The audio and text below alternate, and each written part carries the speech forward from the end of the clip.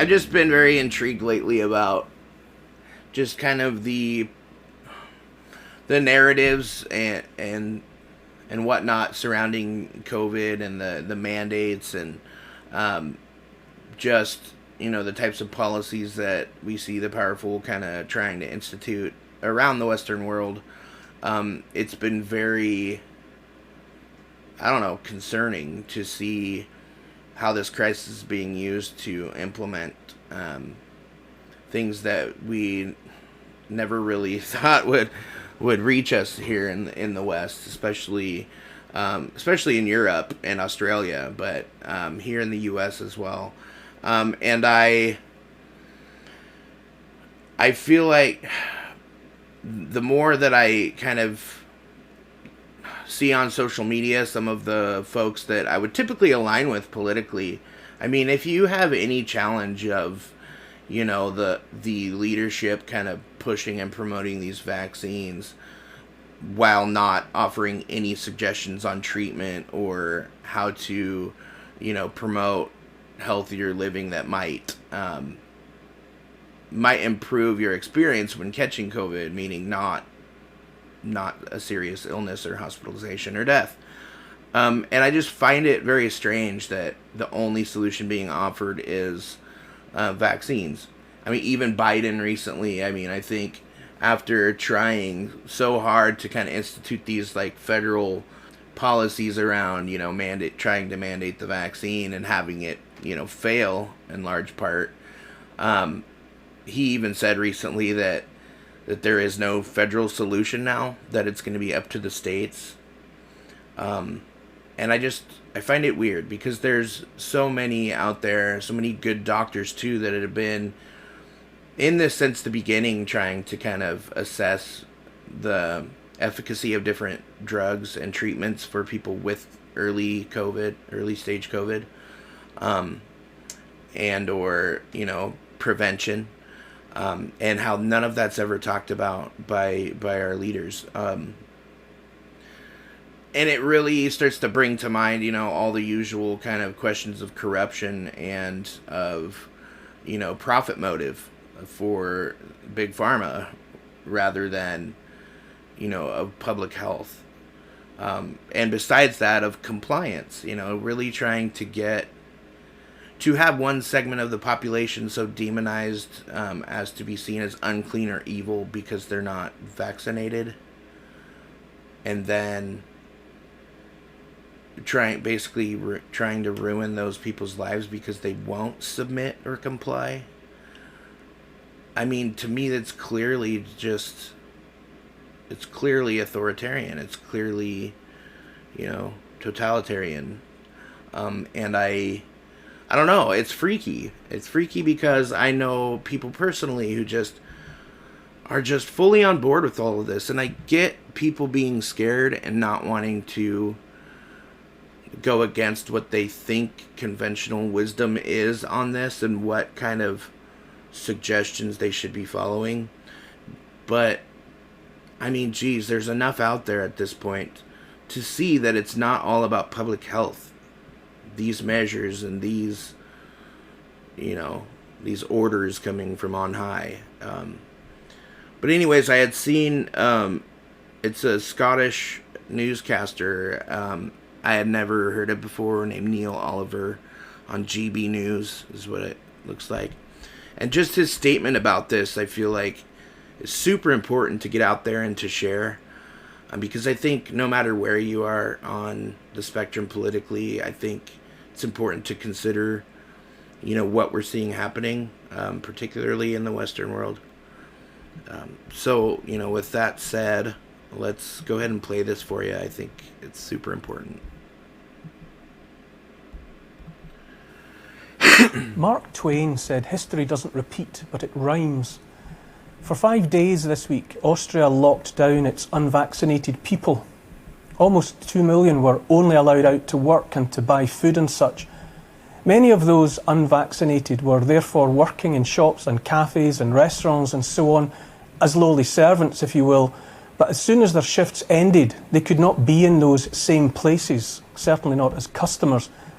Even before getting to the morality or otherwise of such rules, on what planet does that strategy even make sense? They were fit to serve the vaccinated their coffees and to bag their purchases, but they were deemed otherwise unclean and unfit to be mixing with the good, clean people. Austrians interviewed on the street were frighteningly unconcerned, unmoved, even supportive of the social hobbling of their fellow citizens. The virus must be stopped, they shrugged, ignoring or unaware of the fact no available vaccine fully prevents catching or spreading COVID. It seemed clear to me that the move was not about health, but about compliance and obedience, or rather, yet another bid to tackle and subdue the stubborn refusal to comply and to obey. Do as you're told. Now the authorities have the whole population locked down once more. Presumably, some bright spark somewhere had the notion that stigmatising and segregating the unvaccinated might have the desired effect, but it certainly wasn't going to halt the spread. Certainly not in Vienna, where a brothel offers punters 30 minutes with the lady of your choice, and I'm quoting there, in return for taking the jab. Here we have women placed on a par with kebabs, burgers, ice cream, lottery tickets, and the rest of the freebies offered as inducements to compliance. This is not about health, certainly not the mental and physical health of those women. Trafficking of women for sex work is a feature of modern slavery across the world, but maybe we don't care about that. Instead, we turn a blind eye while men queue up to take a medical procedure and then help themselves to a woman. Left unsatisfied, Austria's elected officials felt they had to flex their muscles some more and announced that in February it will be compulsory to accept the vaccine. No jab, no alternative at all. Other countries, Germany, the Czech Republic, Greece, Italy, are on the same path as Austria towards locking down the unvaccinated. Perhaps those governments will also opt to make vaccination compulsory sooner rather than later. It seems frighteningly clear to me that the authorities in Austria and elsewhere are looking for scapegoats now, people to blame for a virus that won't comply or obey either. Infection rates in many of those countries where the greater part of the populations is fully vaccinated with 2 or 3 doses are rising fast.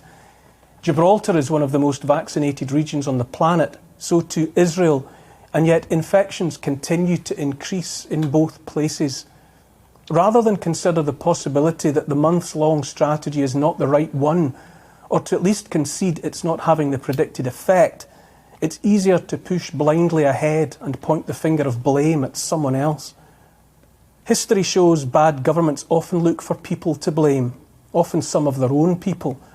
Uniting a large part of the population against a smaller part, giving frightened, angry people a focus for their frustrations and also for their disgust, is as old as the hills.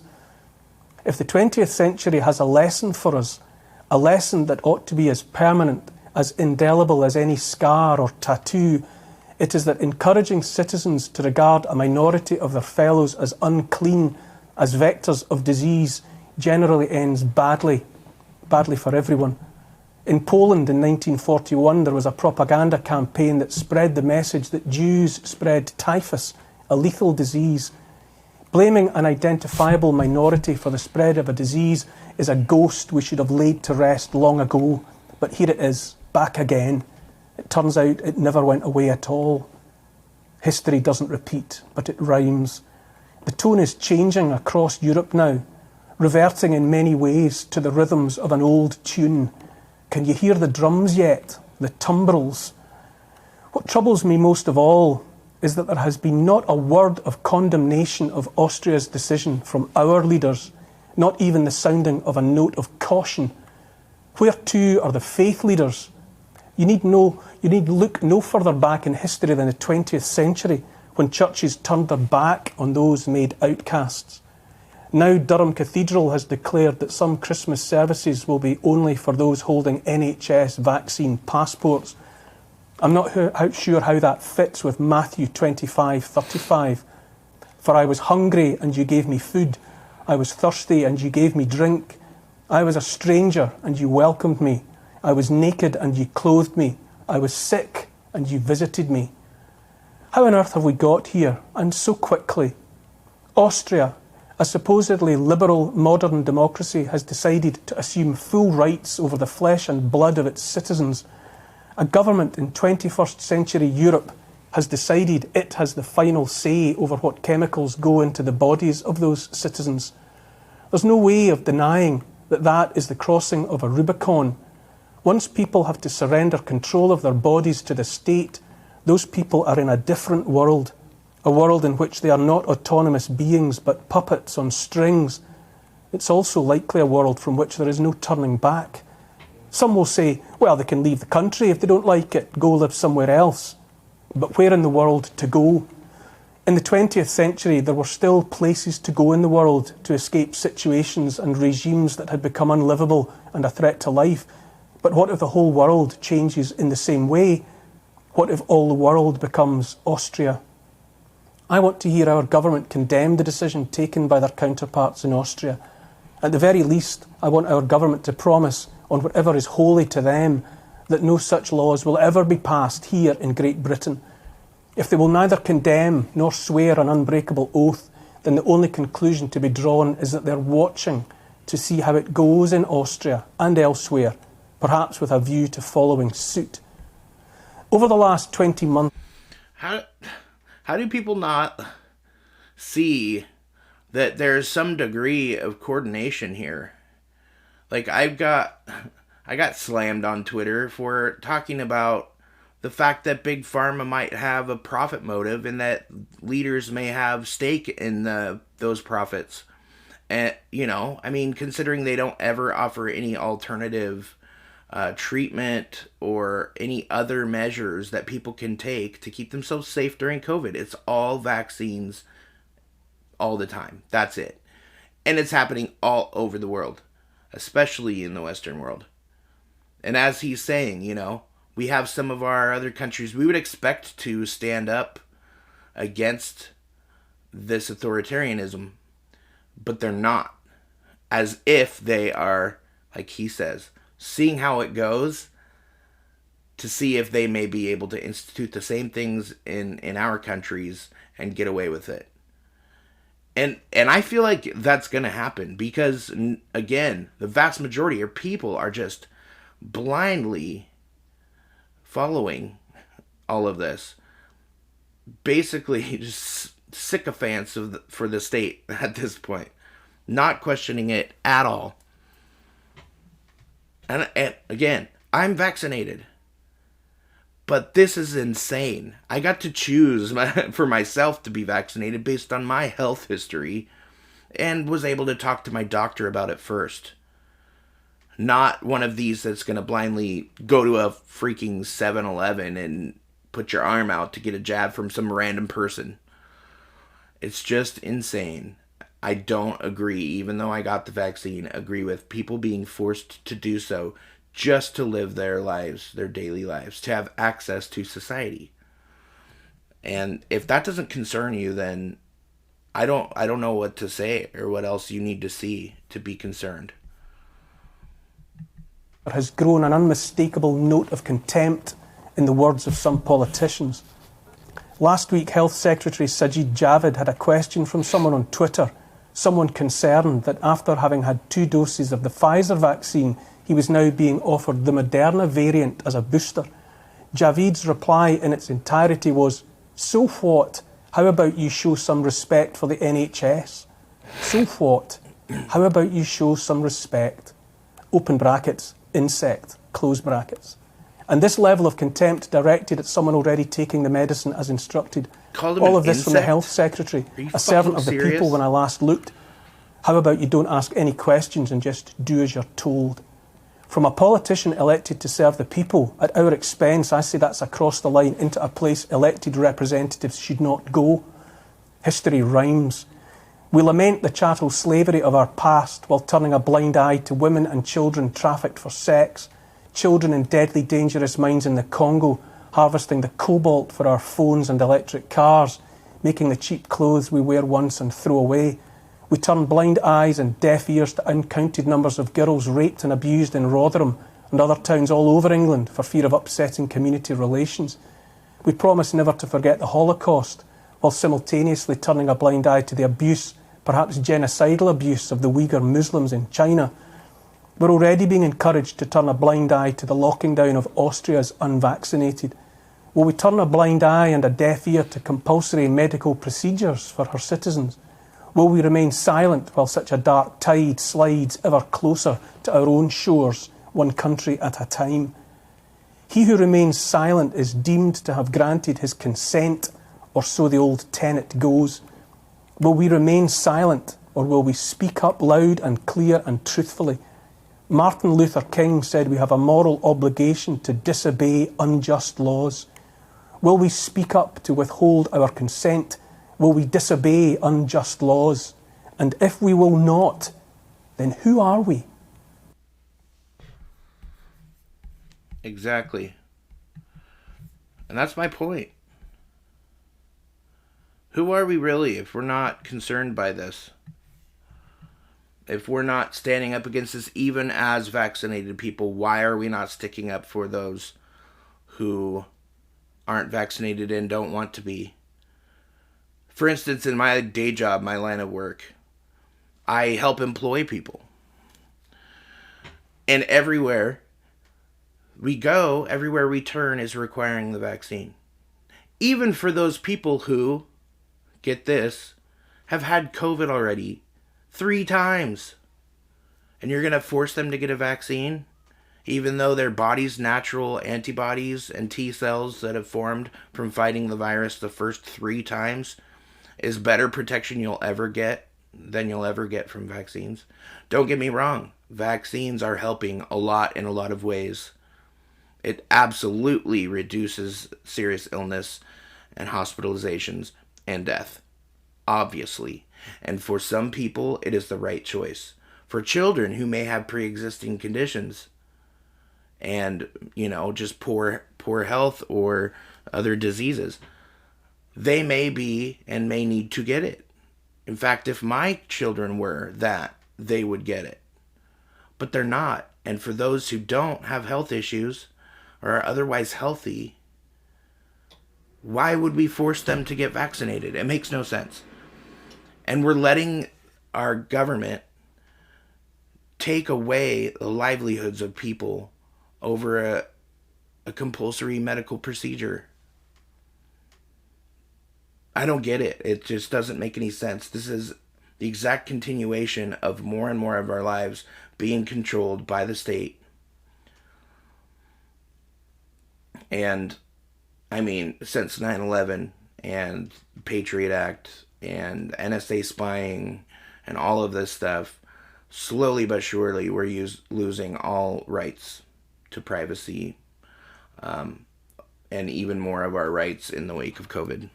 And I think that, again, if you're not concerned and if you're not standing up against this vocally, then you're part of the problem and you're helping to slide us into tyranny.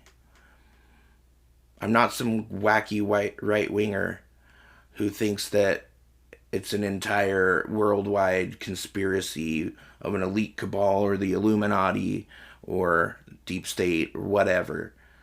But clearly, we have coordination happening in the Western world to strip rights away and force us to do things that many of us do not want to do. We must maintain bodily autonomy and be able to do that. For instance, in the abortion argument, pro-choice for that medical procedure. Reluctantly so. It's sad to think of, and most women I know who have gone through that, it tears them up inside. But guess what? They have the choice and the freedom to do so. Because who am I to tell them how to control their body?